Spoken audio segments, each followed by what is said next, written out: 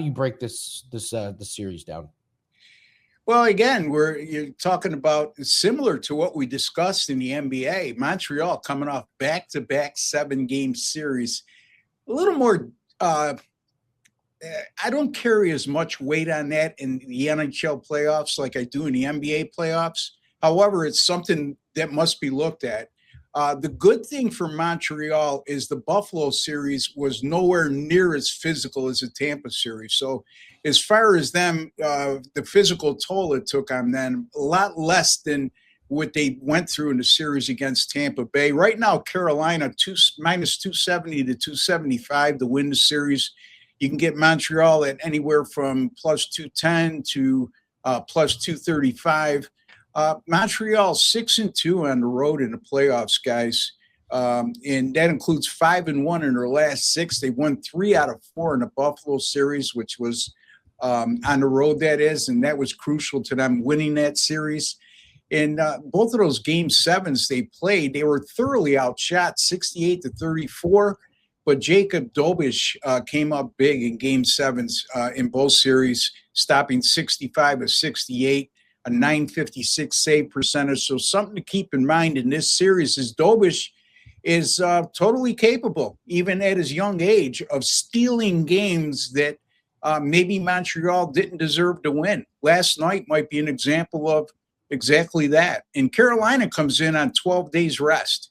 But here's the thing. They're 8-0, Andy and Dan, but the level of competition they faced, Ottawa and Philadelphia, is going to be much different than what they're facing with Montreal.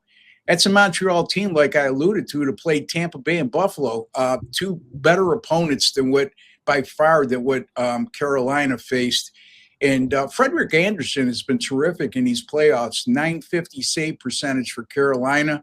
2 shutouts, and the Hurricanes 7-1 to the under during the playoffs. So something to keep in mind there. Montreal's power play much better than Carolina's power play in the postseason, but Carolina's penalty killing is 40 out of 42. They've killed 40 of 42 man advantage situations against them. That's 95%. Montreal, not quite as good, only at 74.1% of the penalty kill. So, Andy, I know I gave you a lot of information there. Anything you want to add or ask? Do you take much into account from the regular season matchups? Like how did they match up in the regular season, and does it matter when it comes to playoffs?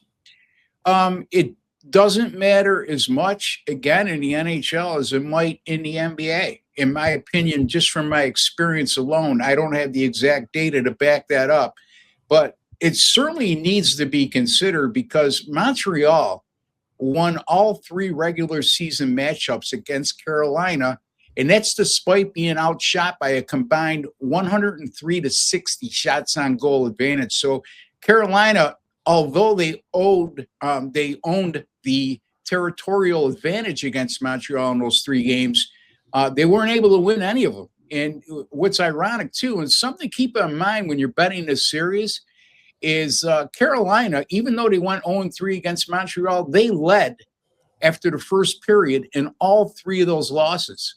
And Montreal scored them in periods 2 and 3 by a combined 10-2. So, again, you have to think that Montreal is not going to be intimidated by Carolina. They're not going to be in awe, despite how well they're the number 1 seed in the East and how well they've done in the first 2 series.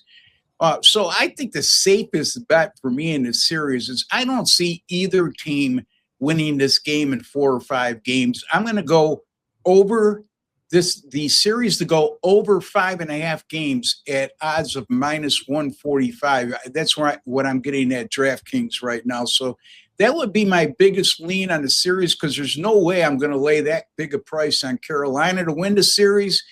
And I just don't have the confidence Montreal could pull this off even in 7 games after going through 2 back-to-back 7-game series. Yeah, Hurricanes are going to be a popular pick. Yeah. I'm wanting to use their series price in a parlay, and I'm just like, is that too obvious? Is everybody and their mother on there? And then it's game 7, and you got to sweat out a game 7 because Yeah, that's what the Canadiens do. It won't be as easy as people think, though, Andy. Look, and Montreal could skate. You know, they could skate very well, and they showed they could hold their own against Carolina in the regular season. And they talk about playoff experience heavily favoring Carolina, but Montreal's the youngest team, was the youngest team going into the postseason. But you know what? Back-to-back 7-game series in which you won. That's some pretty good playoff experience, you know. So yeah, absolutely. Well, Ross, great breakdowns here. Sorry about the Sabres, but the good news is it's $5 Tuesday. I know you got something rocking. What do you have up for us? Yeah, but baseball $5 Tuesday play up very shortly, and you can get that at my personal link, wt.buzz/RB. And yesterday I cashed in with my 4% best bet in baseball on the Tampa Bay Rays at plus money, plus 106 in the first five innings on the run line. So, and Tampa Bay led that game after 5 innings, 12-2. So we cashed in that easily. Major League Baseball up over 50 units since last year. Number 1 in the regular season last year.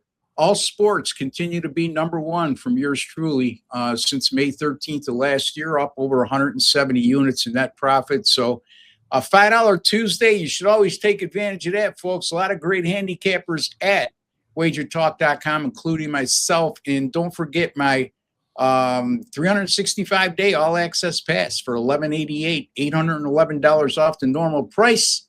And that amounts to $99 a month, or $3.25 per day, folks, on average. And I just gave you the reasons why you should consider that, because I'm up over 170 units over the last 370 days. So there you have it.